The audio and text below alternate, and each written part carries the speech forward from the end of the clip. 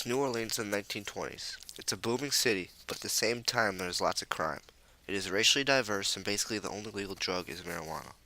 It is being sold in stores and places like jazz clubs, like cigarettes to the public. With all this crime taking place, though, a wealthy newspaper owner, William Randolph Hearst, sees a business opportunity. He starts printing headlines in his newspapers that associate the violence committed by black people with marijuana. He associates marijuana with violent crimes that had been committed, such as murder and rape, and coins the phrase marijuana menace, according to the History Channel. Pretty soon in the Southwest, newspapers started doing the same things that they were doing in New Orleans. Prior, the Mexican immigrants were a cheap labor force, but now with the Depression, the U.S. was trying to get them out, so they started associating the crimes committed by Mexican immigrants to marijuana. Then in the early 1930s, the whole alcohol prohibition escapade was stopped by President Roosevelt. Some people in the economy are doing all right, while most others are struggling. With the hemp industry and technology rising to make hemp paper more cheaply, it was looking like the wood pulp industry might start to have a competitor. During this time, there were a select few of individuals that felt threatened by the hemp industry. Harry J. Anslinger, an individual who was appointed head of the Federal Bureau of Narcotics by his soon-to-be uncle-in-law, Andrew Mellon, the Secretary of the Treasury. Mellon was also a financial backer of DuPont Chemicals, a plastics-making company. William Randolph Hearst, the most powerful newspaper owner in America according to WashingtonDrugDefense.org, had a multi-million-dollar deal for joint paper-making with DuPont according to ReeferMadness.org.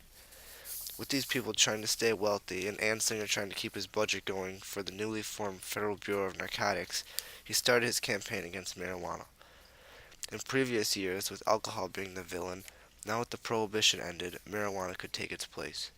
Anslinger used any media he could and told the public whatever he had to. Eventually, if he had the whole public believing that marijuana was the evilest thing known to man, he could get laws passed. Soon enough, marijuana was made out to be the most dangerous drug known to man and became known as the devil's weed or the assassin of youth. According to drugwarrant.com, Anslinger often read from gore files that told tales of axe murderers committing the crime on the influence of marijuana, or if you smoke a joint, you will be likely to kill your brother. He also used racial quotes such as, marijuana makes darkies think they're as good as white men, or it makes white women seek sexual relations with Negroes, just to name a few. He also said marijuana use would lead you to try harder drugs such as heroin or opium, which is where the gateway theory comes from.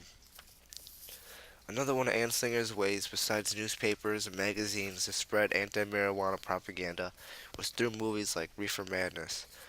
Reefer Madness showed people on the influence of marijuana doing extreme and illogical things such as murder or rape. After years of anti-marijuana propaganda, Anslinger testified under oath that marijuana is the most violence-causing drug in the history of mankind, and the 1937 Tax Act was passed, which officially prohibited marijuana.